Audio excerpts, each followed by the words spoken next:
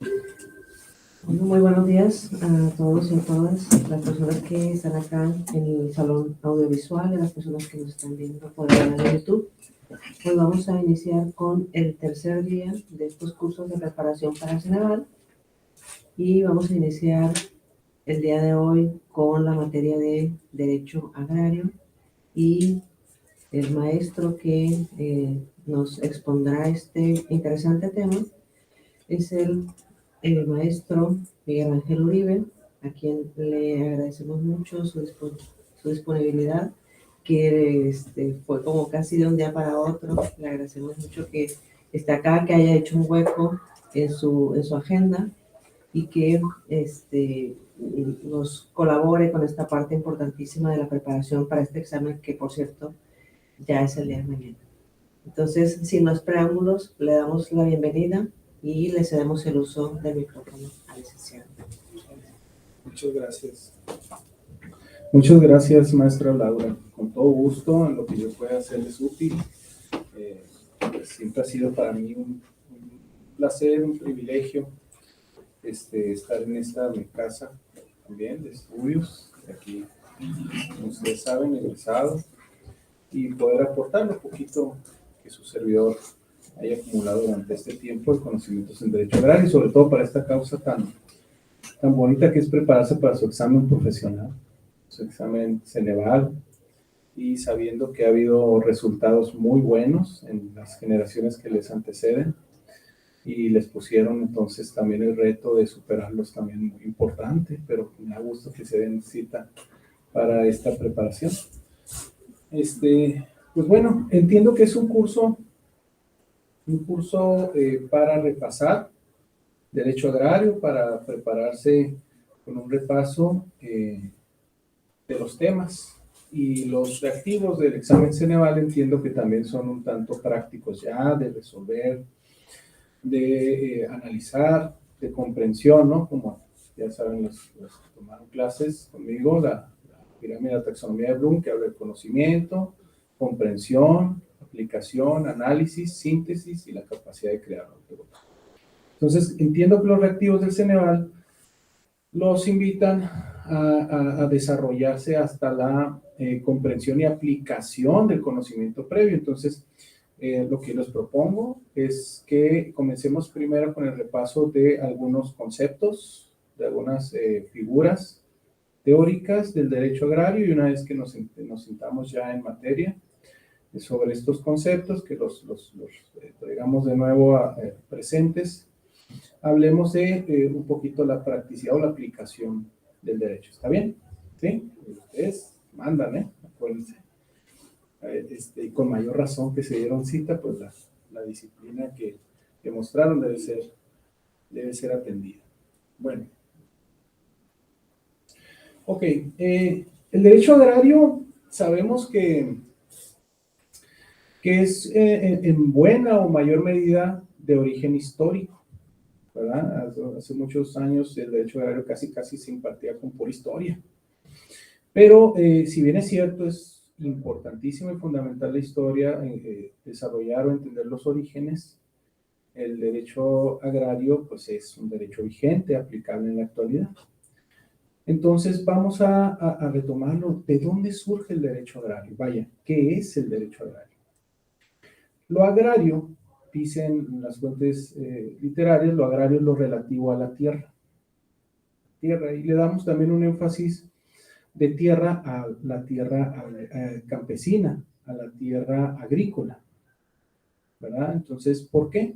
Porque sabemos que en nuestro sistema de derecho tenemos tierra, pero es regulada por diversas ramas del derecho, el derecho público y el derecho privado. Entonces tenemos tierra que es propiedad pública, tenemos tierra que es propiedad privada, y la tierra que regula el derecho agrario, ¿qué tipo de tierra es? Tierra propiedad social. Eso es importantísimo tenerlo presente, porque tenemos esta división de la propiedad o del área del derecho que regula la propiedad y la naturaleza del derecho que encarna el derecho de propiedad. Entonces es un derecho social. El derecho agrario es, su normativa también es de carácter social.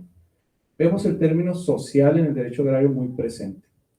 tanto en los conceptos que le dan origen, como en los conceptos que lo explican, y en los conceptos que se utilizan para impartir justicia agraria, también conocida, por ejemplo, como justicia social.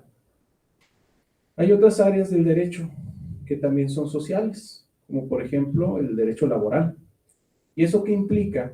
Que el derecho agrario es un derecho social y ello nos invita a entender que la forma en que se interpreta el derecho, la forma en que se aplica el derecho agrario, es preponderando a las personas respecto de otras, diría, características o cualidades del ser. Por ejemplo, podría ser una cualidad no en primer término, el desarrollo económico, o sea, el aspecto comercial. El aspecto comercial lo vemos en derecho mercantil, en derecho fiscal, derecho económico, vaya. Pero en materia agraria es el aspecto humano. Diríamos, me adelanto un poquito, diríamos, bueno, entonces el desarrollo económico de las personas campesinas, ¿no es eso algo tutelado por el derecho agrario? La respuesta es sí.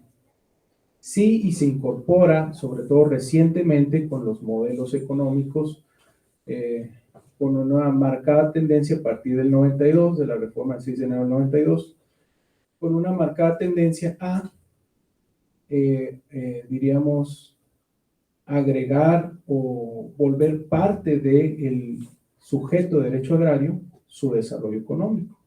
El desarrollo económico, si bien es cierto, por sí solo, no está en primer término, sí está súper ligado, hermanado ya con cualquier otra calidad o cualidad del sujeto de derecho agrario.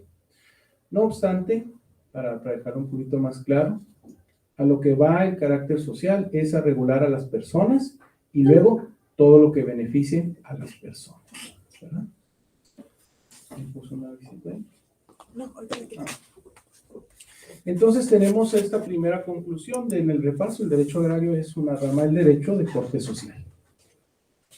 La propiedad del derecho agrario, la tierra que incorpora el derecho agrario, es entonces una propiedad de tipo social, a diferencia de la pública y privada, ¿no? La pública, el derecho de normas de carácter público que regula al Estado y su relación con las personas, o el Estado con el Estado, y el derecho privado, las relaciones que surgen entre particulares. El derecho social, si bien es cierto, su normativa como derecho agrario regula relaciones entre sujetos de derecho agrario y el Estado, también lo hace regulando a sujetos de derecho agrario con sujetos de derecho agrario. Entonces podríamos tener otra conclusión: si bien es cierto, es derecho social, su normativa, su naturaleza jurídica, las normas que lo componen, regula las relaciones de particular con Estado y particular con particular, pero todo enfocado a la persona y a la comunidad social, ¿verdad? Al proteger a la persona y a la comunidad. Eso nos lleva a una tercera conclusión: el derecho agrario es protector. El derecho agrario tiene un sistema normativo con una finalidad protectora. Recordando que el derecho, en términos generales,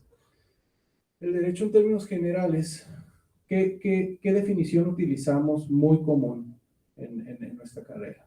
Conjunto de normas jurídicas que regulan al hombre en sociedad. Los que tomaron clase conmigo saben que no rechazo esa definición. Está bien, no, me parece que no es combatible, pero sí exigimos que el futuro profesional del derecho la sepa desarrollar.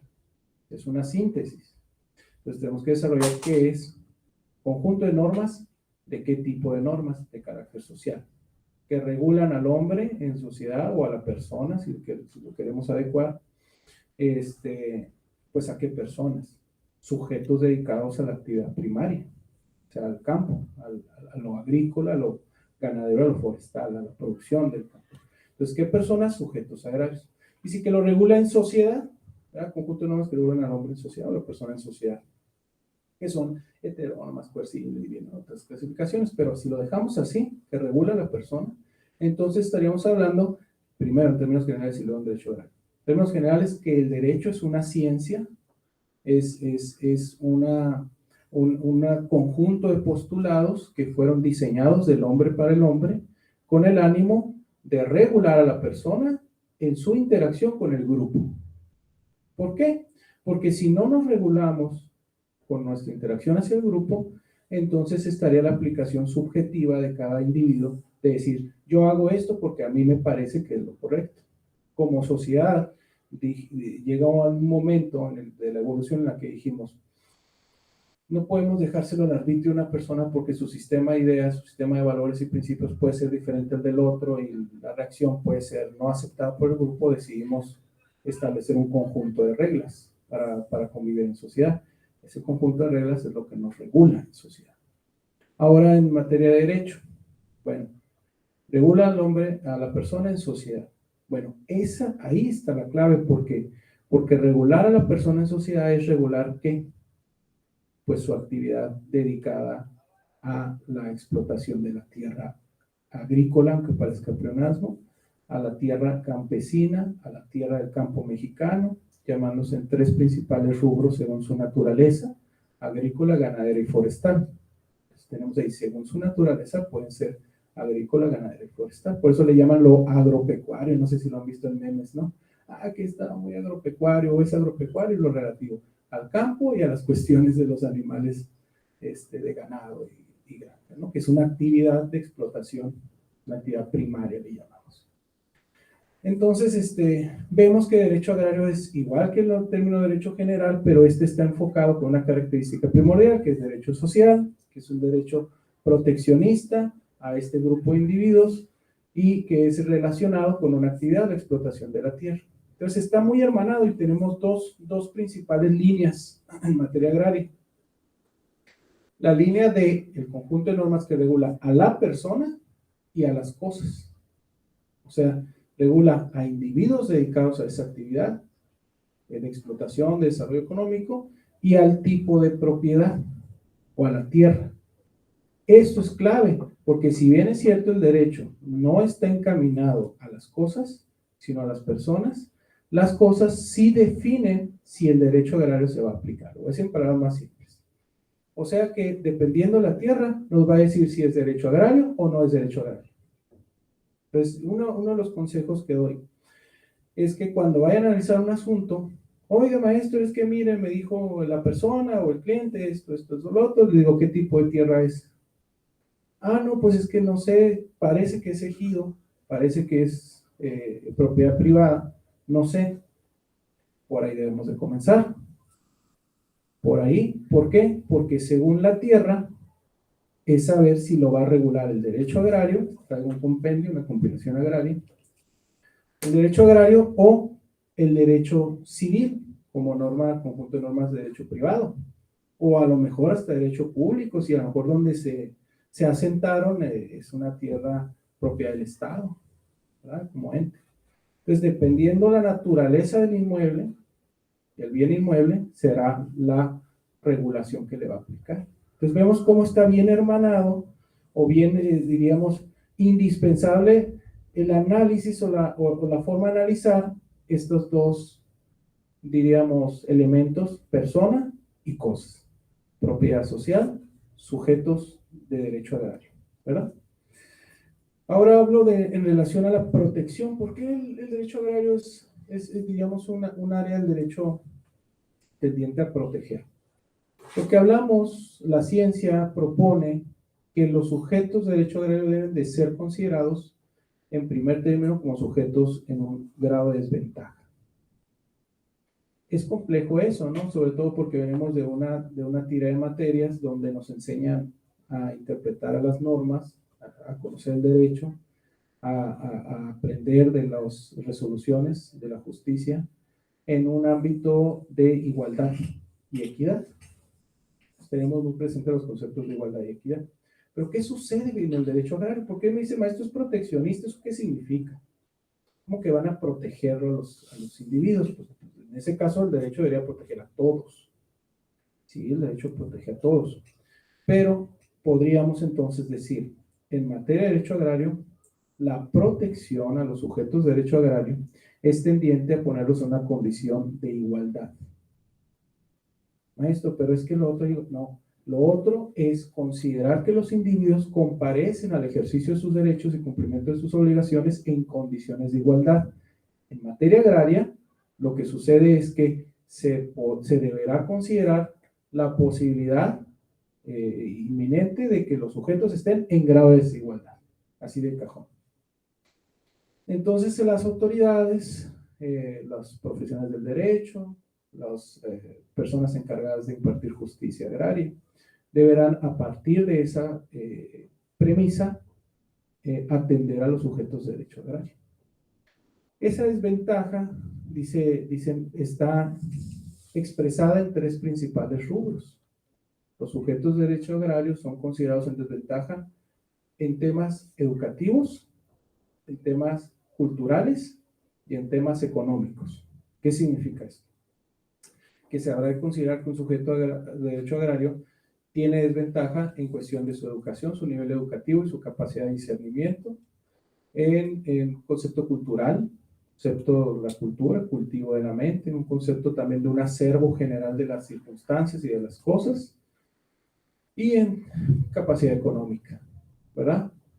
Yo les digo, antes de entrar al por qué en eso, ¿no? Y cómo lo abordamos, ¿no? Decirle a un ejidatario, a un ejidatario, oye, es que tú estás en grado de desventaja, te tenemos que proteger, a lo mejor genera una reacción de, oye, pues no, yo no necesito protección, yo soy fuerte, soy duro y yo le entro.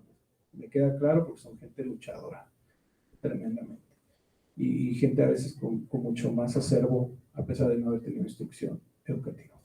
Pero antes de entrar a ese tema, o sea, yo les digo, ¿y si nos preguntan? Oiga, maestro, pero eso no es subjetivo. Yo conozco ejidatarios que tienen doctorado, que tienen capacidad económica. Claro, en principio debemos considerar esa desventaja. Es nuestro deber. ¿Por qué? Porque así se estableció desde el constituyente, desde el legislativo, con el ánimo de no dejar a los que sí necesitan protección sin protección. Y ya sobre el desarrollo, el juzgador, la autoridad debe interpretar si es necesario que persista la protección o no es necesario, ¿verdad? Luego me preguntan cómo lo comprobamos o de dónde lo decimos que está en ese grado de desventaja, que nos lleva al mismo punto. Ustedes que son abogadas y abogados o profesionales de derecho sabrán de cómo lo probamos o cómo lo demuestro, etc. Bueno, es un tema científico, acuérdense, conocimiento científico, ¿no? El conocimiento más rigurosamente verdadero. Entonces, llegamos a ese conocimiento con procesos metodológicos. No me meto más rollos, el INEGI. El INEGI es la autoridad encargada de medir las condiciones sociopolíticas de las personas que vivimos en este país. Y sus datos estadísticos muestran que las personas, mayormente de los casos de las personas que se dedican a la actividad primaria, están vulnerados o en desventaja en esos tres rubros. Entonces, sí hay una antesala, un fundamento, un sustento para poder decir necesitan protección. ¿Cómo lo abordamos con ellos? Bueno, pues no se trata de que los concibamos como personas menos capaces, se trata con que concibamos y entendamos que el derecho agrario como área del derecho implica entender el objeto de este sistema normativo. Y el objeto es proteger a estas personas, es tenerlos en condiciones de igualdad y permitir apoyarlos e impulsarlos para que tengan un desarrollo integral. Voy a decirlo en palabras muy simples. ¿Por qué? Producen nuestra comida. No hay que irnos más lejos. O sea, podemos tener soberanía energética, podríamos tener lo que ustedes quieran. Pero si nos quedamos sin comida, ¿qué sucede? Pues ahí no va a haber muchas opciones, ¿verdad? Va a cundir el pánico. Va a haber crisis de las más complejas. La alimentación es algo de lo que no podemos dispensar. Entonces, así de importante es, diría en términos prácticos, producen nuestros alimentos y también, no menos importante, pues son gente que históricamente han sido pieza clave en la estabilidad del país, en la construcción del país y también han sido históricamente marginados, ¿verdad? Por eso es esa remembranza de la historia para poder entender. Con razón el derecho vigente dice, debe haber suplencia de la eficiencia de la queja aquí, debes darle algunos tratamiento, diríamos, considerativo. Con razón, su tierra, por ejemplo, es en principio inembargable, imprescriptible e inalienable. Con razón, para ceder sus derechos le pones limitantes, artículo 80 de la ley agraria, le pones requisitos. Con razón, en el artículo 48, si bien es cierto, considera la prescripción en materia agraria, no es respecto de derechos de propiedad, o sea, no se lo puedes prescribir. Con razón, la limitación de los contratos que ellos pueden hacer con terceros es a 30 años, pero siempre debe ser en beneficio. Con razón, y así nos vamos. ¿Por qué? Porque si no analizáramos de dónde vienen ellos, podríamos pensar, ¿por qué a ellos les das privilegios? Que es una de las preguntas que les hago a los alumnos de mi clase. Les digo, cuando hacemos un ejercicio y yo simulo ser una autoridad o un abogado, en los ejercicios prácticos les digo, a ver, pero entonces tú quieres privilegios para tu cliente, les digo. Y tienen que ellos decir, no es un privilegio. No, pero tú quieres que a ellos los atienda para sus necesidades que vienen a demandar como ejidos. Si los atiendo a ellos, entonces tengo que atender igual al fraccionamiento de un lado, donde la gente también va a pedir un trato especial. No es, me dicen las abogadas y los abogados ahí practicando, ¿verdad? En rango de práctica, dicen los alumnos, no es un privilegio. El artículo 27 constitucional, que ustedes saben es el artículo fundamento constitucional del derecho agrario, dice, no es un privilegio, es un derecho, y si es un derecho es una obligación. Entonces, no es un privilegio. Es porque este sistema normativo dice, a ellos regúlalos y vas a propiciar cosas buenas para el resto. Y para ellos, en principio y el resto. Bueno, como antesala, en cuestión de saber qué es el derecho agrario, creo que podemos ya sentar las bases y a partir de ahí, pues hacer una remembranza de sus características. ¿Qué les parece? ¿Está bien?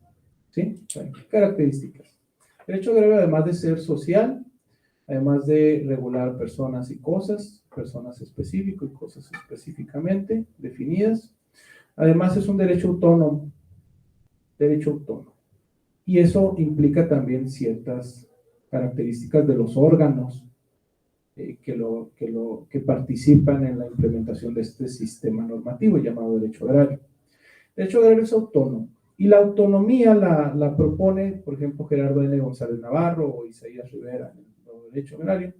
Las proponen clasificándolas. Derecho agrario es autónomo, por ejemplo, históricamente. ¿Qué significa que es autónomo históricamente? Significa que el derecho agrario, respecto de sus eventos históricos de conformación del derecho agrario, tiene sus propios eventos históricos. Recordando que la autonomía, vamos a hacer a lo mejor esa remembranza, que es la autonomía, es que algo pueda valerse por sí mismo sin necesidad de alguna otro mismo elemento que lo esté sosteniendo. Algo que es autónomo se vale autónomamente, ¿no? Yo les pongo el ejemplo de cuando, a veces, ahorita ya no, cuando me tocaba ser estudiante, todavía existía esa corriente de decir que no entre la policía a la UABC, somos autónomos, decían.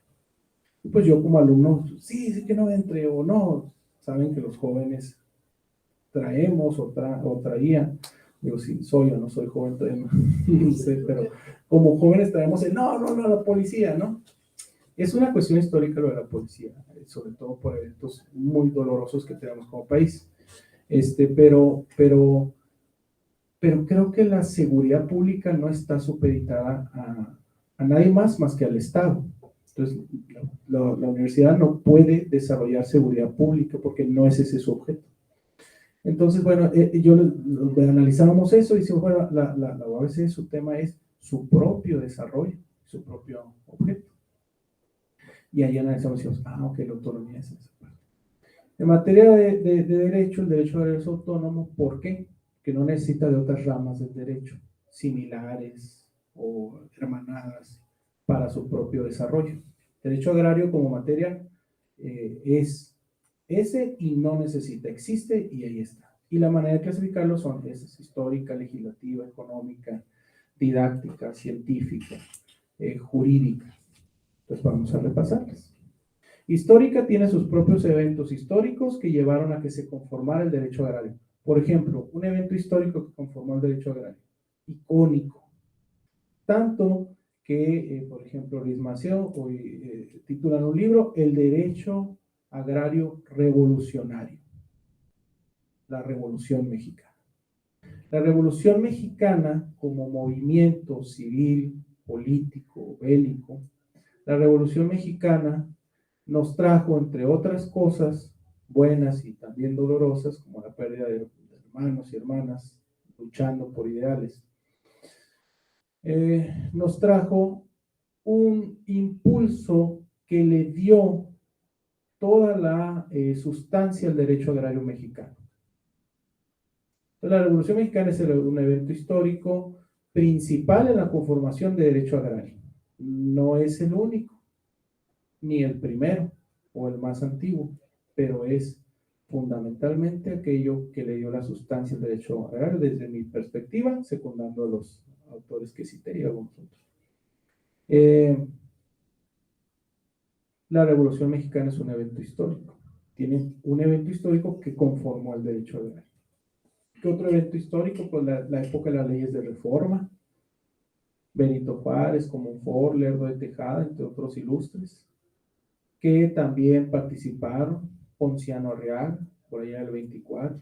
Flores Magón, revolucionario, ¿no? Regresando a la revolución. Entonces, el propio Porfirio Díaz con algunas implementaciones de programas de deslinde, de denuncia de derechos de tierras baldías, etc.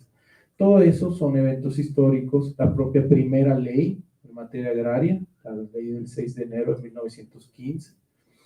Entonces, todos esos son eventos históricos que dieron conformación al derecho agrario. Tiene sus propios eventos históricos. Luego también se dice que es autónomo en que, a ver, ¿cuál seguimos? ¿Didáctico? Didáctico, pues la prueba está aquí en la universidad, tenemos nuestra propia materia de derecho agrario. No es, por ejemplo, derecho público, internacional, y un capítulo de derecho agrario. No, didácticamente se enseña, se realiza un programa de manera independiente, y eso significa que para poderlo establecer como materia, no requiere ninguna otra materia. Autonomía legislativa. Aquí hay que tener cuidado porque seguido confundimos legislativo con jurídico. Autonomía legislativa. ¿Qué es la autonomía legislativa? Tiene sus propios procesos de conformación de la norma a través del procedimiento legislativo. Recordando que el derecho agrario es un área del derecho de corte federal, no es local. No tenemos, no hay facultades, no hay potestades del Estado a nivel local o municipal para legislar en materia agraria. Es federal. Entonces, el Congreso de la Unión, a través de sus propias comisiones en materia agraria especiales, dedicadas, están constantemente desarrollando procesos de conformación de norma de carácter agrario, procesos legislativos. No requiere de otro proceso y le pegó sin querer a derecho agrario. No. Entonces tiene autonomía legislativa. Autonomía jurídica, ¿por qué no son iguales? Y a veces lo confundimos. Autonomía jurídica. ¿Qué creen que sea autonomía jurídica? Bueno, derecho agrario tiene su propio sistema de normas. Recordando pues que una de las propuestas es que el derecho es interpretación de la norma. Entonces la norma, la ley es una cosa, son las reglas, y el derecho es la interpretación de ellas y su aplicación, que propicia el derecho, propicia la justicia. Dicho eso, autonomía jurídica significa o implica decir que el derecho agrario tiene su propio sistema normativo, desde su nivel fundamento constitucional hasta sus reglamentos y circulares. Y lo vamos hasta abajo, ¿no? ¿Qué significa esto? Por entrar en dos. Su propio fundamento constitucional. ¿Qué artículo es? 27 constitucional. Muy bien, yo les anoto una participación. Artículo 27 constitucional. Ese es el fundamento del derecho agrario. Es, creo que, el artículo más extenso. Ahí viene todo, viene de hidrocarburos, viene de minerales, aguas, vienen varias cosas relacionadas al territorio, que es un elemento del Estado, ¿no? Territorio, gobierno y población. Entonces, el territorio es algo que está regulado y el derecho agrario está muy, muy implícito. Los artículos tienen su propio fundamento constitucional y su ley reglamentaria. Así como, por ejemplo, están los artículos constitucionales que hablan del amparo, 103 y 107, está su ley reglamentaria, que es la ley de amparo.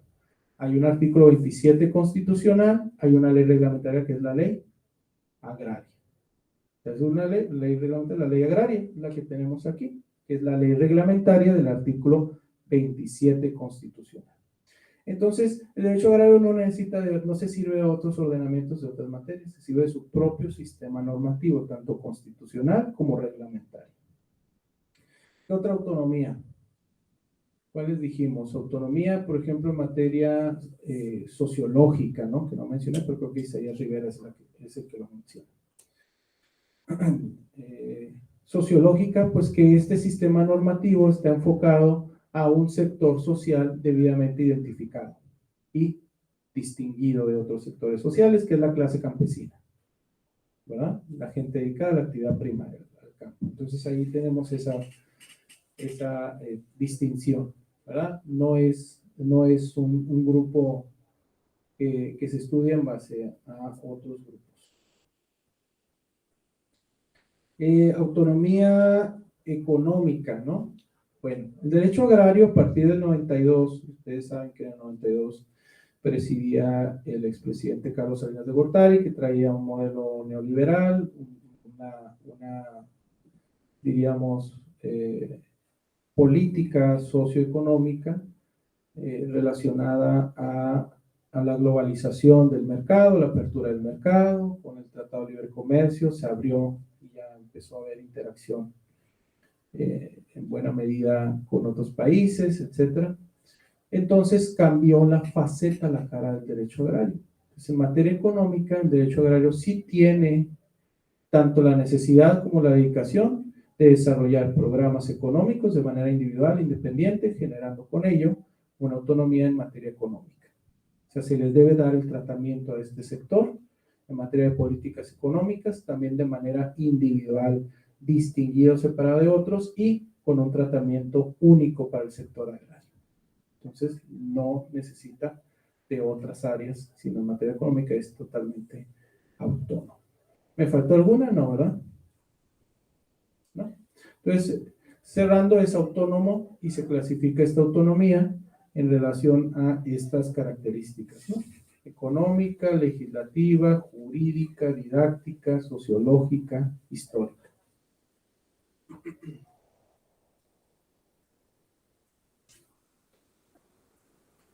Bueno, lo siguiente sería hablar del derecho agrario y su relación con otras ramas y ciencias, dice, del derecho, diría otras ramas del derecho y otras ciencias, distinto. Con otras ramas del derecho. Bueno, ¿el derecho agrario se relaciona con otras ramas del derecho? Por supuesto que sí. Hay una interacción muy, muy interesante. El derecho administrativo. El derecho administrativo por ejemplo, regula la interacción de los individuos con las autoridades en sus trámites. Trámites, por ejemplo, para el pago de derechos de uso de agua, en aquellos que corresponda, permisos para el manejo de animales, sus propios trámites en las autoridades registrales. ¿Cuál es la autoridad registral en materia agraria respecto de actos agrarios? Es un homólogo uno similar al registro público de la propiedad del comercio para actos públicos y privados, que registra actos jurídicos. Pero en materia agraria, ¿cuál será? Registro Agrario Nacional. Ese es el órgano encargado del registro de los actos jurídicos en materia agraria. Registro Agrario Nacional, su oficina está acá en Mexicali. Registro Agrario Nacional es parecido al registro público de la propiedad del comercio, pero este es para cuestiones agrarias. Por eso a veces me dicen, maestro, si mi abuelo o un tío tenía derechos y pues la verdad no supimos qué pasó, etcétera, etcétera. Digo, pues láncense al registro agrario nacional de la localidad de donde está elegido y por ahí pregunten por una constancia, por la vigencia de derechos agrarios, por algún certificado, ver si están ahí vigentes sus derechos, al menos en el registro agrario nacional, al menos ahí. Porque puede que estén ahí, no hayan hecho la cancelación, si el ejido decidió ya retirar los derechos, los perdió, los cedió y no se acuerda, o los cedió y no dieron de baja ese registro. Entonces es el registro agrario nacional, derecho administrativo, esa relación. Con el derecho penal, bueno, hay delitos y tratamientos respecto de conductas que se dan, diríamos, en materia agraria en el campo mexicano. Por ejemplo, ¿cuál sería? ¿Qué delito sería? Hay uno que tiene un nombre bien raro. Cuando lo leí, el abigeato, ¿no?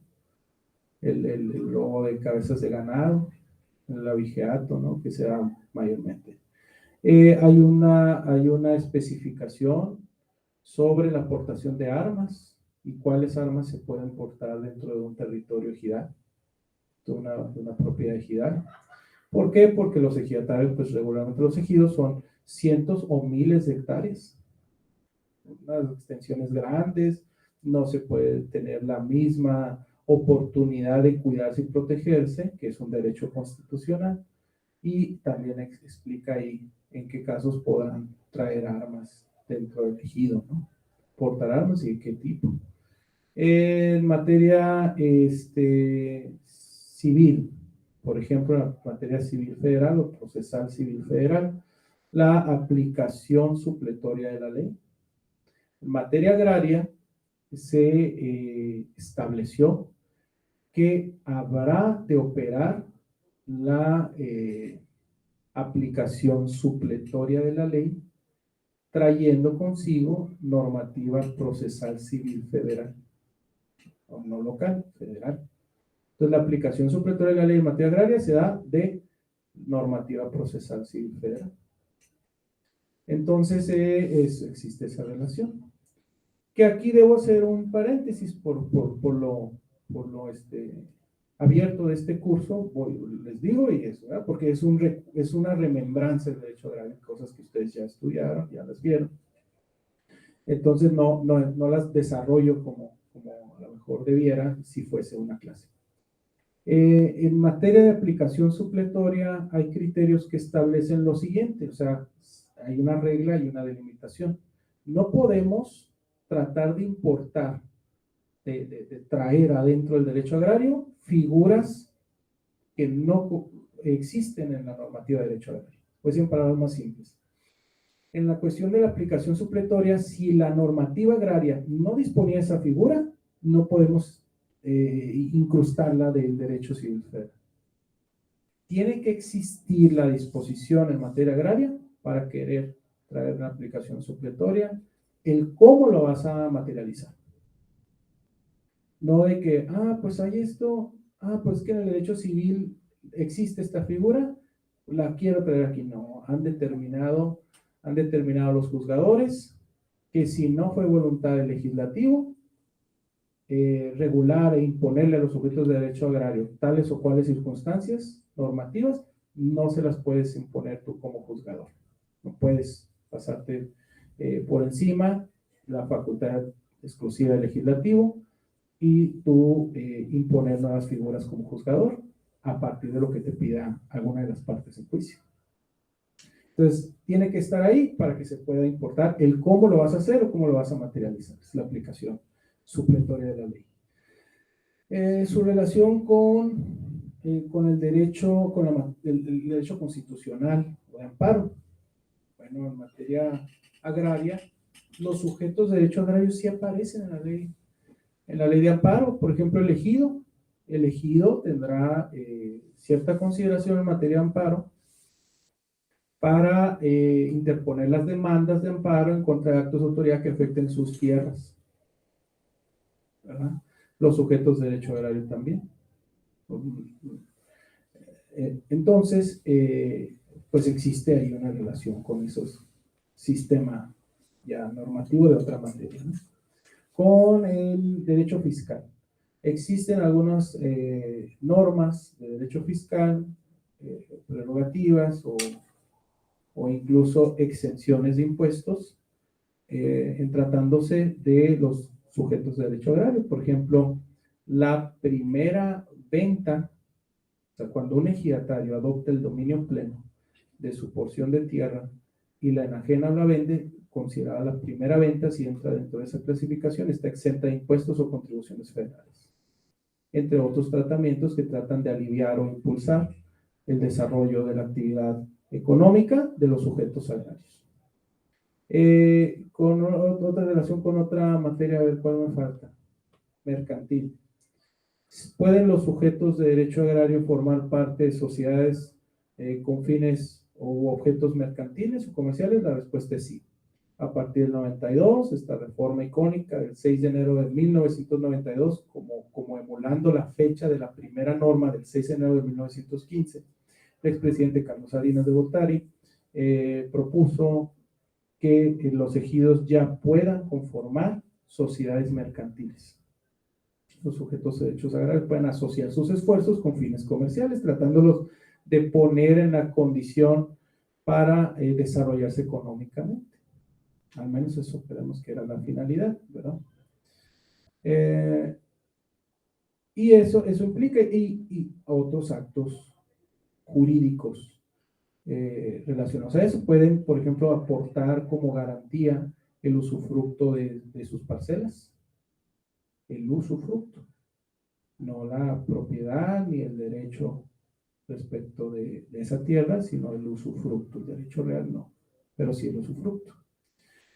Bueno, con otras ciencias, pues bueno, con la economía, con la historia, con la sociología, creo que sería redundar sobre lo mismo, porque es con las ciencias que estudian la historia, las ciencias que estudian la sociología o la antropología, tiene relación de derecho agrario, por supuesto, ya habrán deducido ustedes por qué. Bueno, ¿cuánto tiempo llevamos? Porque yo estoy bien cotorro, dice. 55, casi una hora, caramba. Le metemos acelerador, pues. Nos vamos a la cuestión de antecedentes. Los antecedentes históricos del derecho los dividimos por sus momentos o etapas. Isaías Rivera y algunos otros autores dicen que es a partir de México. Consideran, y posiblemente en el Ceneval así lo estén evaluando, proponiendo, consideran que el derecho agrario es un derecho autóctono. ¿Saben qué es autóctono? Es una palabra bien rara, ¿no? La vi yo y dije, ay, la tengo que aprender para si me preguntan. Autóctono, que significa que es del lugar donde se está estudiando.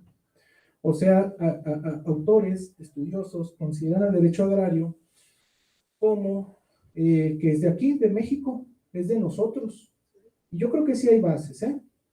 Solo que Gerardo N. González Navarro en su libro El Derecho Agrario, editorial Oxford, aquí está la edito, aquí traigo mi acordeón. Está grande, ¿verdad? Es un libro. Gerardo González Navarro, él sí se remonta a estudiar los antecedentes del derecho agrario en la época romana, lo que significa proponer que el derecho agrario nace casi desde siempre.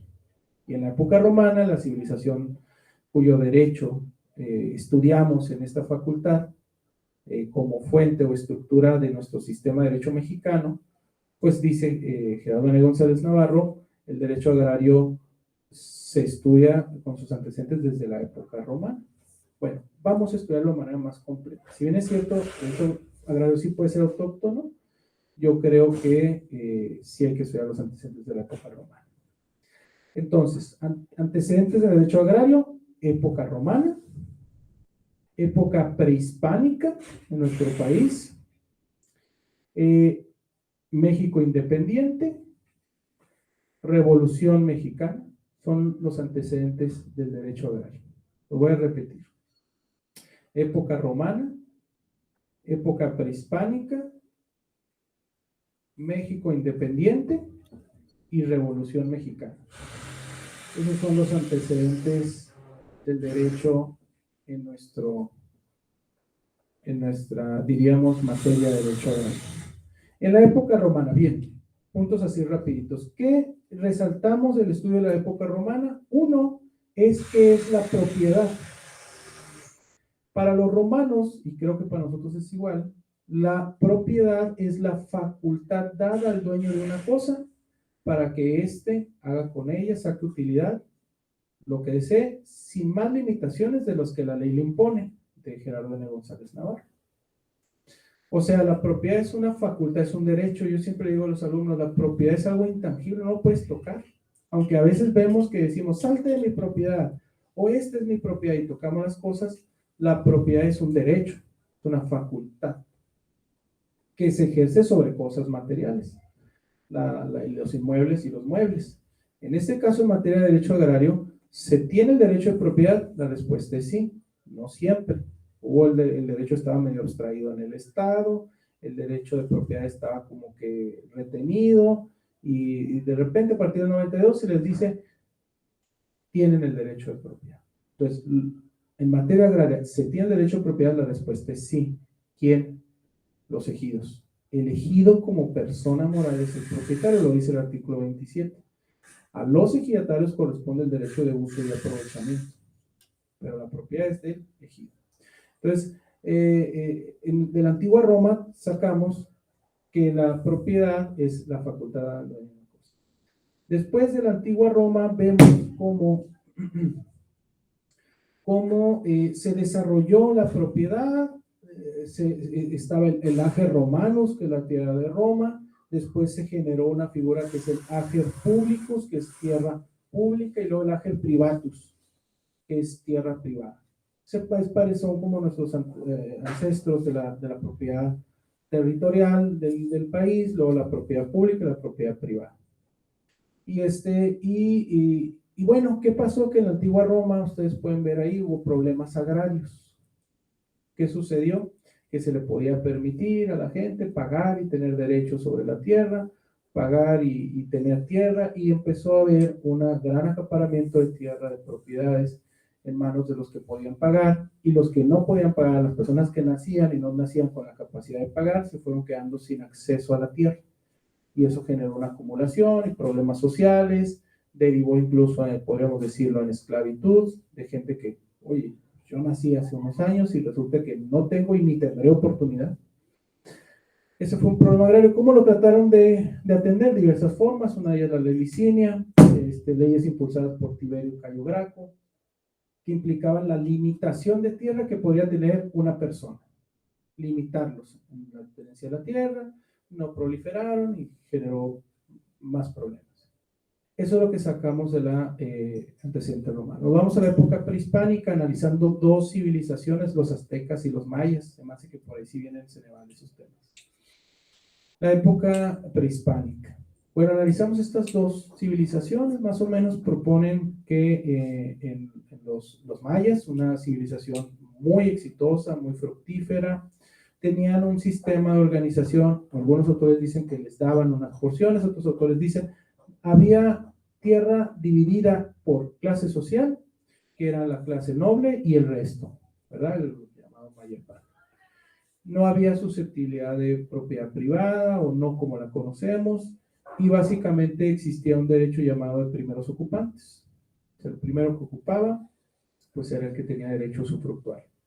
Era una civilización un tanto carente de problemas de propiedad, y además eran muy fructíferos y producían, sabían dónde producir, cómo producir, cuándo producir, sabían las épocas de cuándo sembrar, qué sembrar, cómo sembrar, y los excedentes pues los intercambiaban, quemaban los sobrantes, una civilización muy organizada.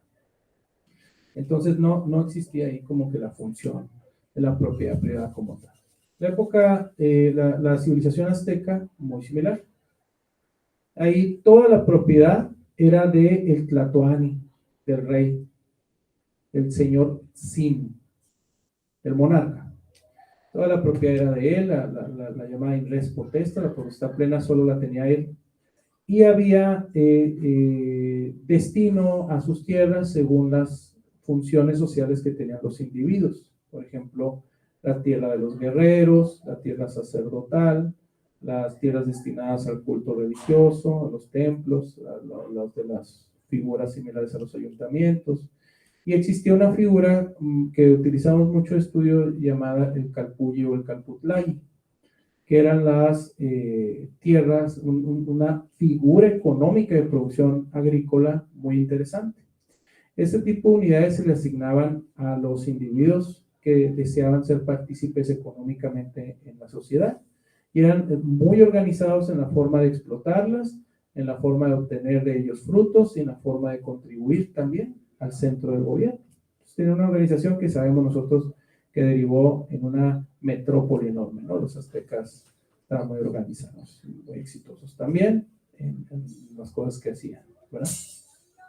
De ahí nos vamos a la época, se me había pasado, la época colonial. Me salté la época prehispánica, la época independiente. Pero la época colonial es la que estudiamos antes de llegar al México independiente, disculpen. La época colonial, ¿por qué? ¿Qué pasa en la época colonial? Pues bueno, sabemos que se da esta interacción entre españoles, portugueses y toda esta comitiva, en la cual se le asigna el descubrimiento, ¿no?, de nuestro continente. Pero yéndonos más allá, nos vamos a la cuestión agraria. Cuando se incorpora aquí lo que es la colonia o el virreinato, que hay quienes dicen que no es colonia, o no me acuerdo cómo le llaman, pero cuando se establecen aquí los llamados conquistadores, tratan y traen consigo la implementación de sus propias formas de organización, tanto política, tanto religiosa, como jurídica. Dice el general de González Navarro, también escuchamos a nuestro presidente mencionar que se nos conquistó con la espada y la cruz. O sea, hubo una conquista ideológica y una conquista material. Y la práctica religiosa, el culto religioso jugó un papel importante en la organización de la explotación del campo. Antes de eso, en forma prehispánica era básicamente comunal y se explotaba en base a las organizaciones de cada grupo indígena o originario. Y cuando vienen los españoles aquí, nos imponen sus figuras jurídicas de organización de la tierra. Y en la época colonial, básicamente estudiamos que de ahí se origina la palabra ejido, que era considerado tierras a las afueras del pueblo, donde guardaban ahí el ganado. Y es donde vienen, así rapidito, en la época colonial o en España, la propiedad, los derechos de propiedad estaban organizados por títulos. De ahí viene la palabra título. ¿Qué hacemos en la actualidad? Oye, de una propiedad, el título. ¿Dónde está el título? El título, y andamos buscando el título, ¿no? El de inmuebles de ahí viene, de la época, porque era a título de qué detentas un derecho de propiedad. Bueno, en la época colonial estaban las mercedes reales, que era un título que expedía la corona, en la cual otorgaban un derecho de propiedad respecto a tierras descubiertas. Estaban las caballerías, las peonías, estaba la composición, las capitulaciones, la compraventa, la usucapión, que ya la conocen ustedes, la prescripción, la suerte, los indios, las reducciones, etcétera, el fondo legal. Entonces eran figuras que se daban de acuerdo a lo que hacían acá en el territorio recién descubierto, entre comillas, y conquistado, entre comillas. Entonces, esos títulos eran en base a lo que hacían. Las caballerías le daban a los soldados que precisamente formaban parte de la caballería, las peonías a los soldados de pie, entre otros. Las composiciones o capitulaciones, las composiciones eran para alguien que tenía un título, pero tenía un excedente o era deficiente su título, entonces tramitaban ante la corona, ante la autoridad virreinal, tramitaban la regularización de su terreno, componiéndolo por una extensión que no estaba dentro del título original. las capitulaciones, que eran las contratos que hacían de personas que emprendían viajes de allá, y le ponían su lana, su dinero, y se venían y, ¿sabes qué? Pues vamos a hacer esto y yo quiero tantas porciones de tierra, ¿no? Etcétera. Y eso trajo consigo entonces un sistema, pues creo que el que tenemos, que es de acuerdo a los títulos. ¿A título de qué? Un ejemplo es que en la actualidad, si promueven ustedes una acción de prescripción positiva, acción de prescripción adquisitiva, la sentencia establece que se ha declarado que el promovente se convirtió en propietario por Ministerio de Ley, o sea, porque se convirtió en propietario a título de prescripción adquisitiva, ¿verdad? Porque operaron los requisitos. Entonces, eso es una manera de generar un título. El título está en la sentencia. Igual son las escrituras. Bueno, las escrituras es un acto, es una constancia en donde se establece, se hace constar a título de que adquiere o se transmite un derecho. Luego vamos al México independiente. Bueno, promovemos la independencia en 1821, supuestamente se acepta, inicia el movimiento en 1810, para 1821 por ahí supuestamente se logra la independencia. ¿Por qué lo digo supuestamente? Porque encontramos que hubo dos fuerzas que participaron en la imposición, en la conquista de nuestro país, que es la fuerza clerical y la corona española. Entonces nos independizamos del gobierno del virreinato, pero la iglesia o el clero de aquellos entonces, no la actual, de aquellos entonces, seguía teniendo injerencia en el Estado. Tan es así que a partir de la independencia, pues seguían siendo considerados, eran grandes terratenientes, tenían propiedades. En la actualidad el artículo 27 limita la capacidad de tener propiedad a las organizaciones de culto religioso, lo limita a solamente para su objeto. Pues ya en el 27 se dijo ahí, no, ya no, tú no puedes tener más allá. También otras personas morales también están limitadas porque empezaban a crecer en su haber, y pasó lo que pasaba en Roma, grandes extensiones de tierra en manos de unos pocos. Entonces, en el México independiente, pues se trata de darle a nuestro México ese nacimiento como país independiente, y es hasta las leyes de la época de las leyes de reforma que se promueve, si no me equivoco, Lerdo de Tejada o como Ford, se promueve la separación de la iglesia y el Estado. Se promueven también algunas otras leyes, como la ley de desamortización de bienes de manos muertas, o la ley de desamortización de bienes, que implicaba esta ley que le quitabas el carácter de amortizado a los bienes de la iglesia o de los ayuntamientos, o de indígenas también les pegó a ellos. Y esta amortización no era otra cosa más que un blindaje a los bienes. No podían salir de su patrimonio. Podían entrar a un saco, pero no podían salir. No estaban dentro del mercado, entonces no se los podías embargar, no los podían vender, no se los podían usucapir, no podían nada. Entonces era solo meter y no salir. Pues, estas organizaciones hicieron grandes terratenientes. Pues se implementa esta ley de desamortización, que fue con el ánimo de quitarles esa protección, ese blindaje extraordinario. Y eso devino después en la ley de nacionalización de bienes eclesiásticos, con el ánimo de fortalecer económicamente las arcas del gobierno. Se desarrolla esto y termina por nacionalizarse bienes, el clero, ¿no? Y se fortalece el Estado, pero para eso, pues como ustedes lo escucharon ahorita, se tuvo que ver separado.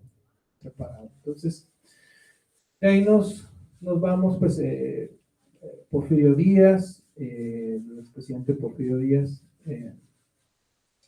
también implementó algunas leyes tendientes a denunciar terrenos baldíos para que pudieran ser aprovechados por la nación y pudiera generar un dinamismo económico. Era el objetivo, pero ¿qué sucedió? Sucedió que hubieron muchos abusos. Se deslindaban tierras de gente que no podía defenderse, por ejemplo, gente de origen indígena, originarios de nuestro país, y que no tenían incluso personalidad jurídica porque no existían las figuras reconocidas como tal. Entonces no podían defenderse, acudir a la defensa en los tribunales de sus tierras, y todo, empezó a haber una suerte de despojos, de pérdida de derechos y de nuevo abuso a este sector de la actividad primaria. Y pues bueno, eso fue la antesala para la situación, fue la mezcla perfecta, les digo, ¿cómo se llama? La peor pesadilla en nuestro país, que devino en la Revolución Mexicana. La Revolución Mexicana, muy festejada por nosotros, pero murieron padres, madres, hermanos, hermanas, morimos familias, o sea, de nuestra propia sangre mexicana luchando contra nosotros mismos. Fíjense qué terrible, ¿no?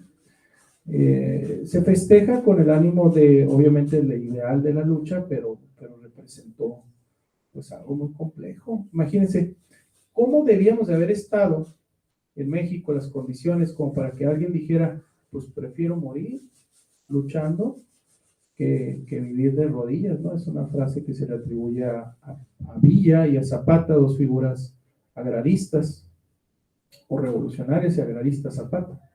Entonces, pues se fueron a la lucha. ¿Cómo estaban las condiciones de acceso, derechos de acceso a la tierra? Eran mínimos. ¿Cómo estaban las circunstancias del país? Era mínimo. Ponciano Arriaga, por allá del 1824, ya decía, el pueblo necesita tener tierra, necesita tener albergue, necesita tener dónde cultivar. Y luego lo veíamos con Flores Magón diciendo, es el pueblo, son los desheredados, son los que tienen que luchar por la tierra, decía Flores Magón, decía, la ley que os fue impuesta ha sido por los detentadores del poder, decía Flores Magón, ¿verdad? Entonces decía, tienen que ustedes tomar la tierra a despecho de la ley, a despecho, dice, con el pretendido derecho natural, era como naturalista, ¿no? Flores Magón, diciendo, si la ley no les concede derecho, tómenla. Por eso Flores Magón fue considerado mucho tiempo anarquista, ¿no? Y llamado a la rebelión, a la sedición, pero idealista al final de cuentas. Entonces, nos fuimos a la revolución. Y si bien es cierto, la Revolución Mexicana no se originó con un concepto agrario, se originó con un tema democrático, Madero, con el llamado sufragio efectivo de elección, sí derivó el tratamiento a la solución de la Revolución Mexicana atendiendo las proclamas, las exigencias en materia agraria. Y termina por incorporarse al 27 constitucional, lo que actualmente conocemos, porque la Constitución de 1917, que es la reforma de 1857, termina siendo una constitución con un artículo 27 agrarista. ¿Qué se incorporó en el artículo 27 del derecho agrario mexicano? Se incorporó el derecho a la dotación de tierra. La dotación de tierra se terminó en el 92, pero era constitucionalmente un mandato dotar de tierra a las comunidades agrarias. Por eso la mayoría de los ejidos, sus tierras son originadas por dotaciones presidenciales, le llaman, porque era el presidente el que firmaba la dotación de tierra. No obstante, era una dotación que provenía de un mandato constitucional. Y de ahí nace el ejido, dos figuras principales en materia agraria, que es el ejido y la comunidad agraria. La comunidad y el ejido se distinguen por la forma de organización interna para la explotación de su derecho. Los ejidos, que es una palabra que ya vimos que proviene de la España, los ejidos, sus tierras son divididas según su destino en tierras parceladas, la parcela individual, tierra de uso común, o llamada también parcela de uso común, y las tierras para el asentamiento humano. Entonces, la clasificación de las tierras de los ejidos según su destino es tierras parceladas, de uso común y asentamiento humano. Eso es en un ejido. En una comunidad agraria, las comunidades agrarias, así ya no me han hecho tanto. La comunidad agraria es una figura que yo creo que le hace honor y atiende un poquito más a nuestros grupos originarios, a cuando nosotros éramos comunidad indígena o atendiendo la acepción de indígena como originario del lugar.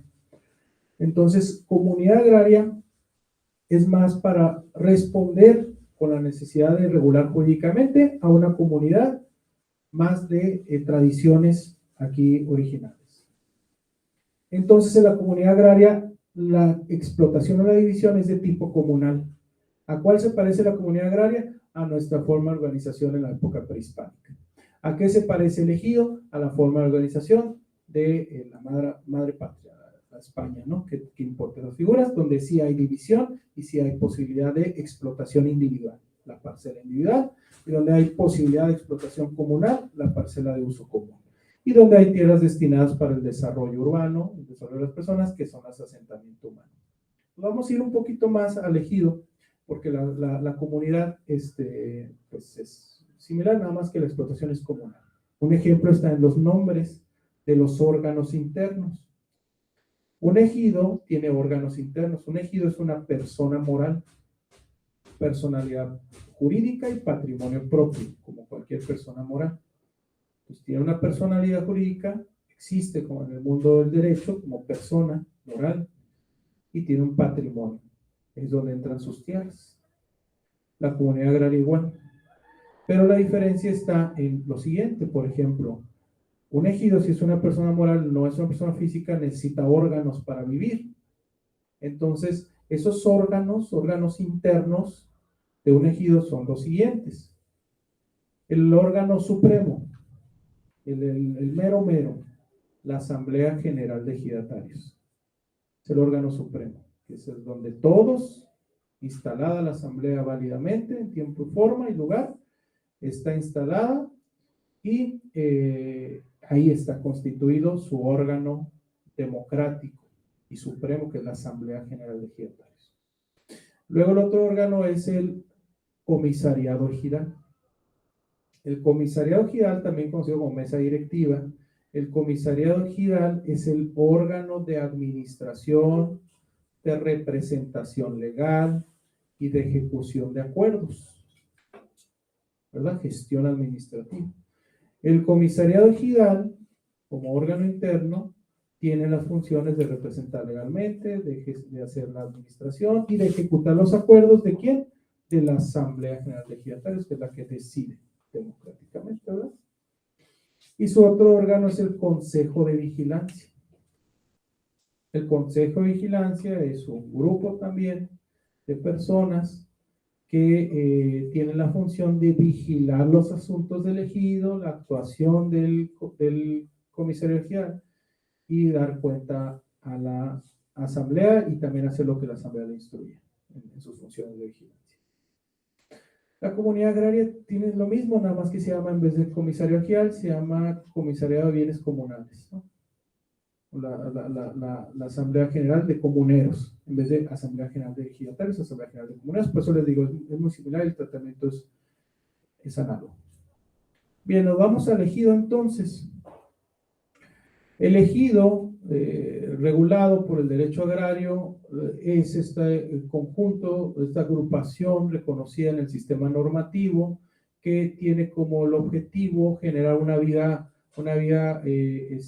colectiva, una vida comunal, una vida social, grupal, en el que reúne los esfuerzos de sus integrantes como núcleo y con ello trata de que, apoyándose ellos mismos en el ejercicio de sus derechos y en la explotación de la tierra que les ha sido dotada, puedan desarrollar actividades que terminen por beneficiar o desarrollar por sí mismo la actividad primaria, ¿verdad? Apoyar a la actividad primaria o la actividad relacionada en temas originales. Entonces, es básicamente como una sociedad mercantil. Es básicamente como una sociedad mercantil, nada más que no tiene fines mercantiles o comerciales por sí misma, sino sus fines son de carácter social, encaminado a la función. Entonces, los ejidos se organizan por Asamblea General de Ejidatarios, se reúnen por lo menos una vez cada 6 meses, la asamblea si lo dispone la ley. Según la asamblea, según los asuntos que trate la asamblea, será la convocatoria para desarrollar la asamblea. Por ejemplo, existen, podríamos decir, dos tipos de asamblea. La asamblea que le decimos formalidades simples y la de formalidades especiales, que allá afuera se le dice asamblea dura. Y todo esto se decide en base a las fracciones que componen el artículo 23 de la Ley Agraria. El artículo 23 de la Ley Agraria establece que será facultad exclusiva de la Asamblea tratar los siguientes asuntos. Y ahí enumera 15 fracciones, ¿verdad? Dice, vas a ver sobre elección y remoción de ejidatarios, vas a ver rendición de cuentas, vas a ver sobre delimitación de tus tierras, conversión del régimen ejidal al régimen privado, etc. Todos estos asuntos ahí los ven. Y el 15 dice todas las demás que la ley les confiera, ¿no? Algo así dice. Entonces, según las fracciones, es la asamblea que se va a desarrollar y los requisitos que se habrán de observar para poderla instalar y desarrollar, y los acuerdos también sean válidos. Por ejemplo, la asamblea que te dice requisitos, diríamos, simples, son aquellas que se van a desarrollar sobre los asuntos correspondientes en la fracción de la 1 a la 6, o la 1 a la sexta, la primera a la sexta, y la 15ª, o la 15. La asamblea de formalidades especiales será aquella asamblea donde te impone requisitos cuando trate sobre asuntos que comprendan la fracción 7ª a la 14ª. Entonces, esa reviste mayores requisitos. Por ejemplo, para una convocatoria de asamblea, que deberá expedirse una convocatoria de asamblea para poder reunir a la asamblea e instalarla válidamente, te establece requisitos de tiempo, forma y lugar también, por así decirlo. Que la asamblea de formalidades simples se deberá expedir convocatoria donde traten los asuntos a tratar, quién convoca, cuándo y en dónde se va a celebrar la asamblea, y la firma, la fecha en que fue expedida. Deberá ser publicada en los lugares visibles de un ejido en un tiempo no menor a 8 días de que vaya a ocurrir la asamblea, ni mayor a 15 días de anticipación. No puedo poner una convocatoria que va a ocurrir dentro de 3 meses, porque ya se nos va a olvidar. Tiene que ser ni en 3 días, tiene que haber por lo menos 8 días, ni después de tanto tiempo, o sea, 15 días. Ahí en ese inter debe publicarse asamblea o convocatoria en los lugares visibles del ejido. Será responsabilidad del comisariado que estén esas convocatorias. ¿Quién puede convocar? En primer término, como lo hace naturalmente el comisariado. Si no lo hace, puede convocar consejo de vigilancia. Si no lo hace tampoco, dice la ley, podrá convocar la Procuraduría Agraria a solicitud de 20 ejidatarios o el 20% de los ejidatarios presentes. Entonces puede llegar a convocar a asamblea de la Procuraduría Agraria en el caso en que el consejo y el comisariado, que naturalmente lo deben de hacer en los tiempos que marca la ley, no lo hicieran. En tratándose de asambleas formales especiales, el tiempo es mayor, dice que no menos de un mes. Entonces, el tiempo de convocatoria tiene que ser un poquito más amplio. Para la instalación de una asamblea también el quórum es diferente, ¿verdad? El quórum es diferente, debe estar para asamblea de formalidades simples, deberá estar la mitad más uno de los ejidatarios titulares. Con eso se instala válidamente la asamblea de formalidades especiales, 2/3 partes de los ejidatarios. Para la toma de acuerdos, mayoría simple para tomar un acuerdo en asamblea simple, 3/4 partes de los ejidatarios deben votar a favor para que un acuerdo respecto a asuntos del 7º a la 14ª sea válido, sea tomado con validez. Entonces, también ahí cambia. Y en materia de asamblea de formalidades especiales, te exige, a diferencia de la simple, 2 cosas o 2 personas diferentes. O sea, si vamos aquí a resolver algo de las fracciones 7 a la 14, tienen que estar 2 personas ahí: representante de la Procuraduría Agraria y fedatario público. sea, no se exige más, porque los asuntos son más complejos si ustedes los revisan del 23. Nos exige un representante de la Procuraduría Agraria y un fedatario público que redacte la asamblea dando fe de lo que ahí se resolvió.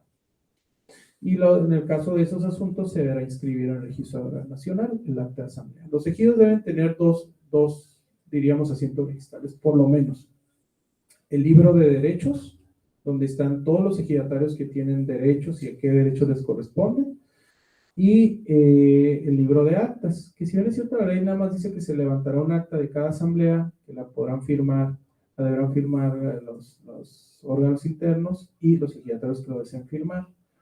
Regularmente los tienen en libros, las actas de asamblea para cuidado interno, foliadas y todo, ¿no? Entonces ahí tienen sus actas de asamblea. Y en los libros, pues si así es la usanza del ejido, o si así es el reglamento, pues así deben estar. Las actas serán las que estén de acuerdo al ejido donde las contenga. Dos figuras, diríamos, que ahí están, pero son con un tratamiento especial en materia agraria, sería la sucesión en materia agraria y la cesión de derechos agrarios, que es con lo que cierro. Me parece, tengo 2 minutos para desarrollar derecho agrario, ¿no? El resto es derecho agrario. Ustedes me dicen,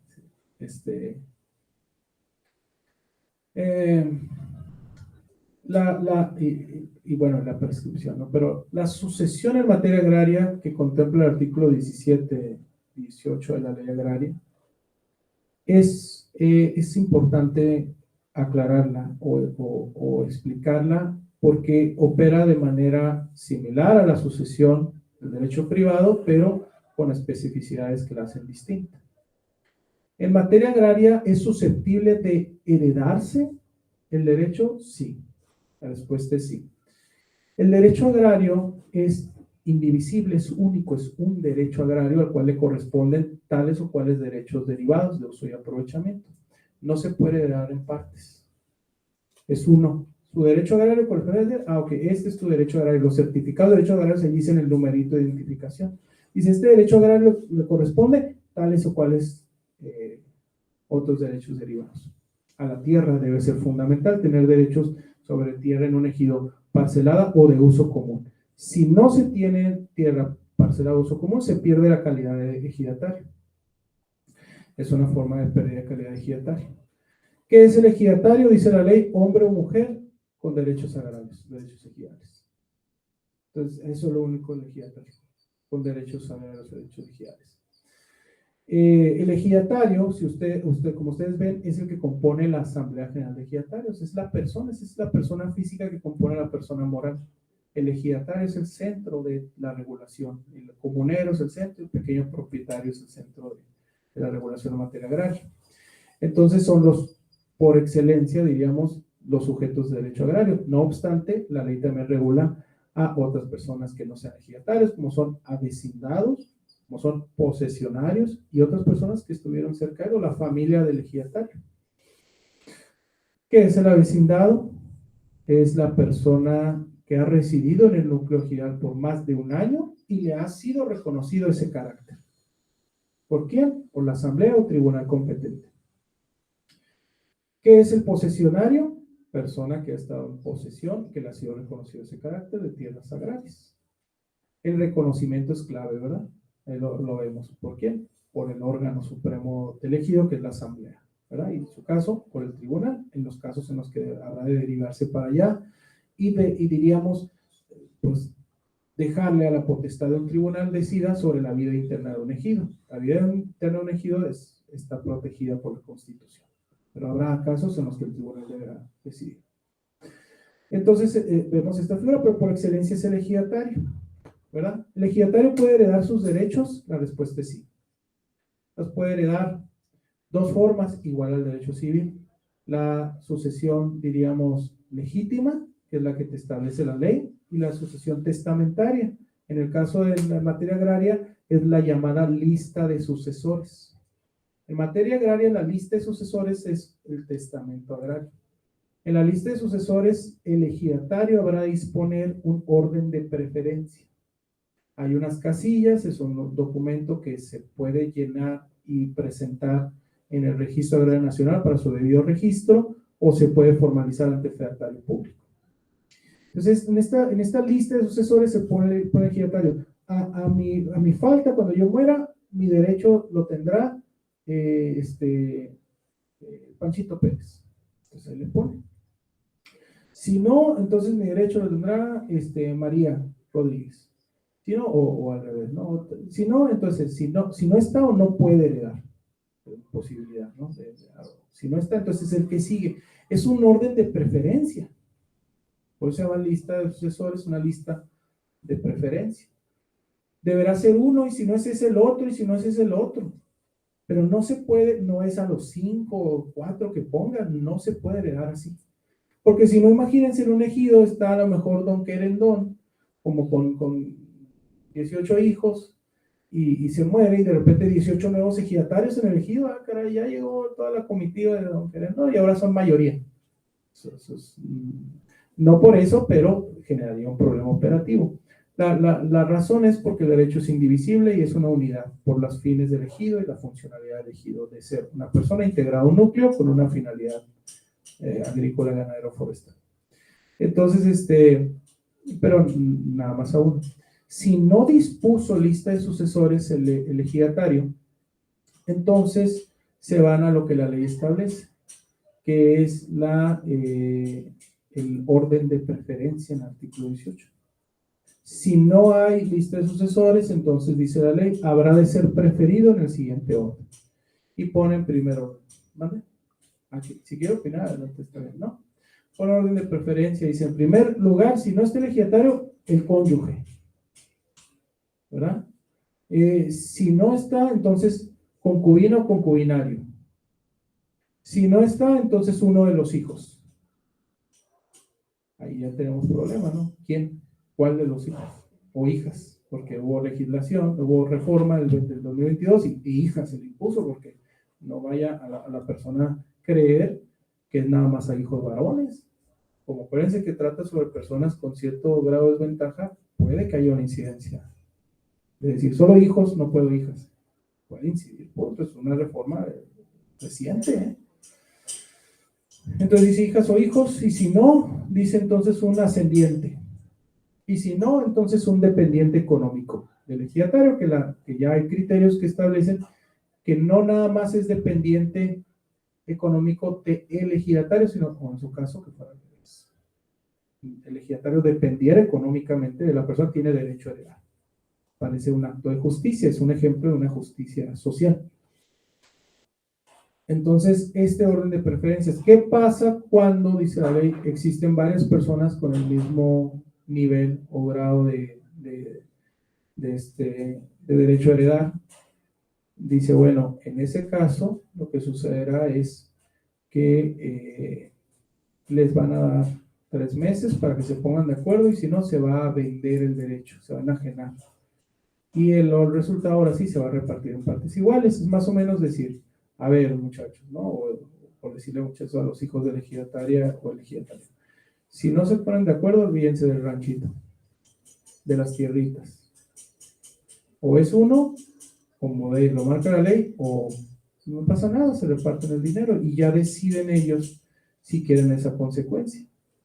De decir, bueno, partes iguales, y pues nos quedamos sin el ranchito y la casita donde crecimos, donde jugamos, pero ya tenemos el dinero, ¿no? Pues ya es decisión de cada quien, ¿verdad? Pero la intención es que haya una unidad, por eso algunas personas lo resuelven diciendo, bueno, el derecho lo va a representar una persona, lo va a detentar, y a lo mejor entre ellos hacen algún arreglo y se reparten los frutos o el usufructo, ¿no?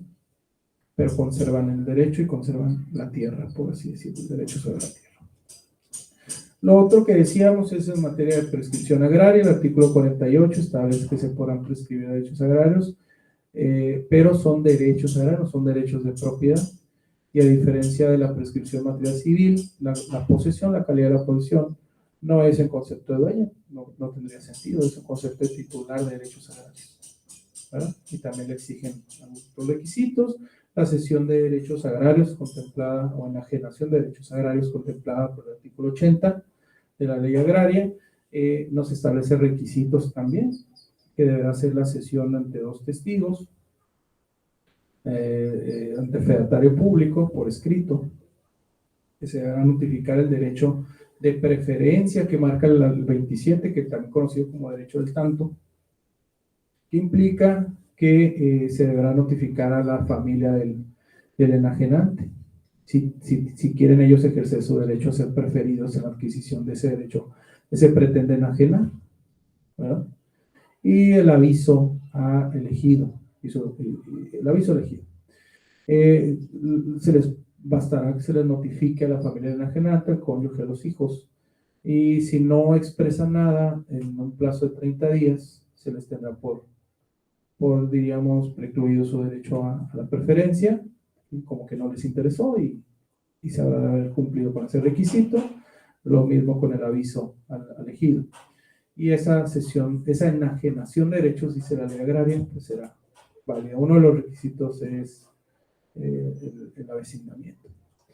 Bueno, ¿hay algún otro tema que quieran incorporar? Nada más señalar cuáles son los órganos o instituciones que forman parte del ejido, porque digo por el tiempo, por lo cuales son la Procuraduría Agraria, es un organismo encargado de la vigilancia, del cumplimiento de derechos y la protección a los sujetos de derechos agrarios, tiene facultades de pedir informes, de hacer recomendaciones a otras autoridades para que se respeten los derechos de los ejidatarios, tienen una alta injerencia pues en la vida de los sujetos de derechos agrarios, y su finalidad es esa, protegerlos, procurar que exista justicia en materia agraria para estos individuos que tenemos el deber como Estado de proteger y de impulsar.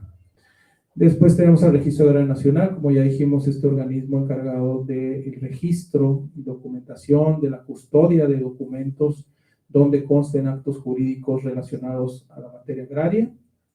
Tenemos al Tribunal Agrario, Tribunal Superior, los tribunales unitarios agrarios. El Tribunal Agrario, los tribunales agrarios, que los que se encargan de dictar justicia agraria en esta circunscripción en la que está inmersa Baja California, son los tribunales unitarios agrarios. Existen 2 en Ensenada y Mexicali, y tenemos una magistrada que imparte justicia agraria. ¿Qué son los órganos? Los tribunales agrarios son órganos constitucionales dotados de plena autonomía jurisdiccional. ¿Qué significa esto? Pues son órganos emanados directamente de la Constitución. No emanan del Poder Judicial. Son como otras instituciones directitas de la Constitución, mandatadas por la Constitución. Entonces, son órganos que no están supeditados al Poder Judicial. Surgieron por la necesidad de que fueran independientes, ¿no? Históricamente hablando, a lo mejor ahorita ya podrían ser incorporados, pero totalmente independientes, que no hubiera ninguna injerencia sobre ellos que les impusieran para que dicten justicia agraria de la manera más autónoma posible. Entonces son órganos constitucionales dotados de plena autonomía jurisdiccional. Y ante ellos se promueven y se deducen las acciones agrarias, ¿verdad? Ante ellos se promueven las acciones agrarias, se presentan las demandas, se contestan las demandas, y sobre ellos se surten o desarrollan los juicios. Ahí diríamos mayormente en forma oral. Se presentan las personas y aunque se está redactando constancia de lo ocurrido, con las pantallas ahí listas, ahí se da la justicia agraria de manera oral, se expone, se presenta por escrito, se contesta por escrito, pero se desahogan las diligencias de las audiencias ahí en presencia y de manera directa. ¿Alguna otra figura que desee? ¿No? ¿Cerramos, maestra? Usted me dice. ¿Sí? ¿Te quedó algún temita pendiente? Pues yo diría que no, ¿verdad? Pero eso pienso yo. No sé ustedes. ¿Mande? El juicio en materia agraria. Sí, pero cuestiones a lo mejor a ver, como por ejemplo, tenía unas tesis y criterios aquí que había incorporado. Déjenme ver.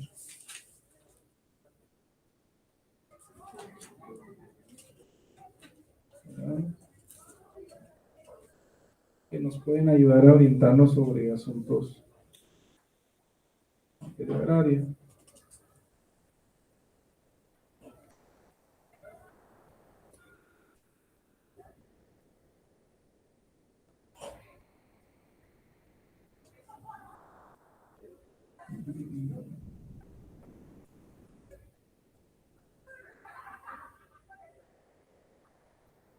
Aquí está.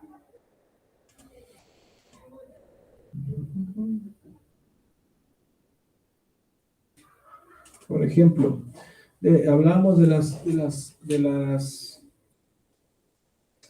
tierras de los ejidos, parcela individual, de uso común, asentamiento humano. Y en el asentamiento humano, ahí, las tierras para el asentamiento humano, que son las destinadas para el desarrollo urbano del ejido, que se trata de que no estén segregados a la granjita nada más, sino que puedan tener un núcleo poblacional digno. Encontramos, por ejemplo, una figura ahí muy especial que se llama solar urbano. Los solares urbanos son pequeñas porciones de tierra, diríamos, o sea, pequeñas entre comillas, ¿no? Que es pequeño, pues eso es relativo, relativamente pequeñas, a diferencia de las parcelas que suelen ser amplias para que se pueda sembrar y tener ganado o animales de corral. Los solares urbanos son para vivienda, para poner ahí la tierra donde ponen el salón de las sesiones, por así decirlo, la parcela escolar, la parcela dedicada a la mujer, que también se incorporó para su incorporación a la vida industrial de la mujer, tratar de sacarla de ciertas actividades a las cuales fue estigmatizada la mujer, ¿no? Incorporarla a la vida industrial, comercial. Entonces hay una parcela que se puede dedicar solo para eso. Y tenemos estos llamados solares urbanos. Los solares urbanos, de ellos sí se detenta la propiedad, es como una especie de excepción a la regla. Sobre los solares urbanos sí se detenta la propiedad y se puede transmitir. Aquí tenemos una tesis aislada, cuyo rubro, en materia administrativa, cuyo rubro dice conflictos posesorios en materia agraria. Conflictos posesorios en materia agraria. Corresponde resolverlo a la asamblea antes de acudir a la jurisdicción agraria, si el ejido no ha sido parcelado por dicho órgano interno, ¿verdad? Y nos dice, lo voy a leer así rapidito para darnos una idea, está muy extenso. La vimos en clase estas, y a partir de ahí disertamos el tema. Dice, los ejidos, particularmente los creados bajo la vigencia de la Ley Federal de Reforma Agraria, se formaron a partir de dotaciones de tierras entregadas por el gobierno federal a grupos campesinos con motivo del reparto agrario, por lo cual estas constituyen una verdadera propiedad común indivisa. De este modo, se presume que dicho estado de copropiedad, donde todos los derechos de los miembros del núcleo de población se encuentran confundidos, es el que permanece en el ejido hasta en tanto la asamblea haga el parcelamiento o división y mientras el acta correspondiente sea inscrita en el Registro Agrario Nacional con aprobación de las autoridades agrarias. Será considerado un parcelamiento económico o de hecho que pasará a ser de derecho hasta que se concrete dicha inscripción. En este punto resulta importante no confundir dichos conceptos con la mera tenencia de la tierra por los individuos o con las divisiones consuetudinarias o empíricas que estos tracen individualmente y motu propio. Lo anterior tiene varias consecuencias relevantes en materia de solución de controversias por conflictos posesorios entre los miembros del ejido, pues si no existe parcelamiento o división por la asamblea, la superficie total del ejido conformará una copropiedad sin divisiones o mancomunidad entre condueños con derechos confundidos, en términos similares a los regulados por el artículo 62 de la Ley Agraria, en donde dice el rubro tierras ejidales, su concepto y clasificación, y la asamblea de ejidatarios debe efectuar la asignación de tierras ejidales a partir del plano elegido elaborado por el Registro Agrario Nacional y conforme a las normas técnicas que éste expida. Bueno, aquí, por ejemplo, en relación a eso, ¿qué nos dice esta tesis? Que continúa, ¿verdad? Pero por ejemplo, el problema de controversias sobre posesiones nos dice, antes de ocurrir a un tribunal, lo podrá o lo deberá resolver la asamblea. Le confiere a la Asamblea General de Ejidatarios esa potestad de decidir primero sobre sus tierras y sobre su organización interna.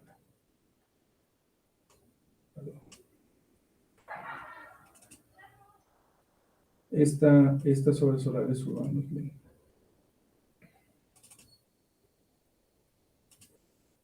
Solares urbanos, para determinar la oportunidad de la presentación de una demanda de amparo contra una resolución vinculada con ellos, el juzgador deberá verificar si cuenta con el título a que se refiere el artículo 69 de la Ley Agraria. Dice, si el poseedor de un solar urbano tiene el título de propiedad a que se refiere el citado artículo y dicho bien tiene características de propiedad privada, aquel no puede recurrir a las autoridades agrarias. O sea, cuando ya se expidió un título de un solar urbano, ya tiene características de propiedad privada. A veces me preguntan los alumnos, maestro, a ver, usted siempre hace un énfasis sobre qué tipo de propiedad social, pero en los solares urbanos de los que sí tienen propiedad y sí se puede trasladar la propiedad, ¿qué son? Híjole, me ponen a hacer pendiente, ¿qué les contesto? Pues y le busco y le hago como que le busco mis papeles, no, déjame ver. Que pues es que ni siquiera aquí está muy claro. Fíjense cómo dice el intérprete, es una jurisprudencia. Dice, tiene características de propiedad privada, me hace pensar que entonces no lo es, porque no dice es propiedad privada, dice características, pero no me dejó igual, nos quedamos iguales, ¿verdad? Pero porque ellos, ¿por qué? Porque la ley agraria, si ustedes se fijan, la ley agraria tiene derecho sustantivo y adjetivo en ella sola. O sea, aquí está el qué y el cómo. No es como el Código Civil y procedimientos civiles. Aquí está el qué y los procedimientos. Y ya lo que no encuentres claro, pues te vas a la aplicación supletoria. Entonces, pues el propio juzgador le pasa, diríamos, que, ay, pero ¿qué quisiste decir el legislador, no? Cuando lo pusiste. Bueno, dice, característica de propiedad privada, aquel no puede recurrir a las autoridades agrarias, sino a la jurisdicción común, ya que al quedar desincorporado formalmente dicho solar del núcleo ejidal, deja de tener las prerrogativas que en materia agraria se le concede, por lo que su naturaleza jurídica será la de cualquier particular, incluso en materia de amparo. Por otra parte, si el poseedor de un solar urbano carece de título, no obstante que tal inmueble tenga las características de propiedad privada, seguirá contando con los privilegios con los que en materia agraria se trata a los sujetos de ese derecho, así como los que otorga la materia de amparo. Así, para determinar si la promoción de la demanda del juicio de garantías, en la que se señalan como actos reclamados resoluciones vinculadas con solares urbanos, fue presentada oportunamente. El juzgador deberá atender a si el poseedor del solar tiene el título a que alude el artículo 69 de la Ley Agraria, en cuyo caso deberá presentar dentro del plazo de 15 días establecido en el artículo 21 de la Ley de Amparo. Pero si el poseedor no cuenta con dicho título y además es ejidatario, comunero o aspirante a alguna de esas calidades, el escrito de demanda podrá presentarse dentro del plazo de 30 días previsto en el artículo 218 de la Ley de la Materia de Amparo. Pues básicamente en esta tesis nos dice sobre qué fuero o vía vas a ejercer tu derecho de petición de justicia. ¿Dónde vas a promover? ¿La vía agraria o la vía del derecho privado, civil o común? Y ellos tuvieron eso, también lo han de haber hecho igual, y dijeron, depende. Si tienes título, derecho común, porque ya tienes título, ya tienes la propiedad del solar urbano, derecho común, juzgados civiles de la localidad. Si no tienes título, y además eres ejidatario, comunero o aspirante a tal, no tienes título, entonces deberás de llevarlo por la vía agraria. E inclusive eso implica, yo creo que es lo que han de haber resuelto en esta jurisprudencia, que al ser sujeto de derecho agrario, este es un ejemplo de un tratamiento, diríamos, distintivo al sujeto de derecho agrario. En vez del tiempo normal de los 15 días para interponer el amparo, si fueses persona no del derecho agrario, 15 días para que interpongas amparo. Si no, entonces tendrás los 30 días que te dan a ti. Se aumenta. Dice, fíjense, ¿eh? Entonces te van a dar el tratamiento de sujeto de derecho agrario. Han de haber combatido el tiempo en que se presentó la demanda y ante la ¿verdad? Bueno, pues ese es un ejemplo de asuntos en materia agraria, de cómo se tienen que resolver la justicia agraria en atención a los sujetos que están regulando, al justiciable y su naturaleza de la conducta que está regulando el sistema normativo, ¿verdad? Ustedes me dicen, yo le puedo seguir. Nomás tomo agua y con eso tengo. Pues no creo que... Sí, cerramos. Bueno, pues muchas gracias Solamente quiero por su atención. leer Y la invitación, con gusto también. a leer la constancia.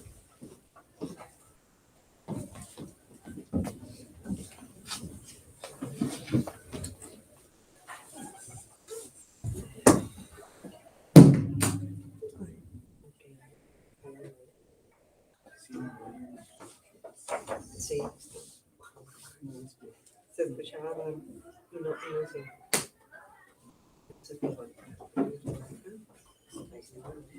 Bueno, vamos a leer la presente constancia al licenciado Miguel Ángel Uribe Torres, que dice así: la Universidad Autónoma de Baja California, a través de la Facultad de Derecho Tijuana, otorga la presente constancia al licenciado Miguel Ángel Uribe Torres por su valiosa participación como instructor en el curso de preparación para el examen Ceneval con el tema Derecho Agrario, organizado por la Facultad de Derecho Tijuana, que se llevó a cabo el día 2 de diciembre del 2022 de manera híbrida. Atentamente, Tijuana, Baja California, por la realización plena del SER, firma la directora de la Facultad de Derecho de Tijuana, la doctora Laura Alicia Carrillo Rodea. Muchas gracias. Una foto, por favor.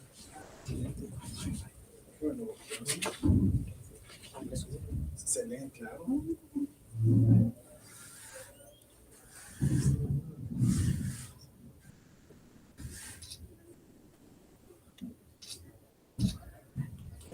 Gracias a ustedes. Muchas gracias. Y le damos detener a la grabación. Mucha suerte en su examen. Gracias. Mañana.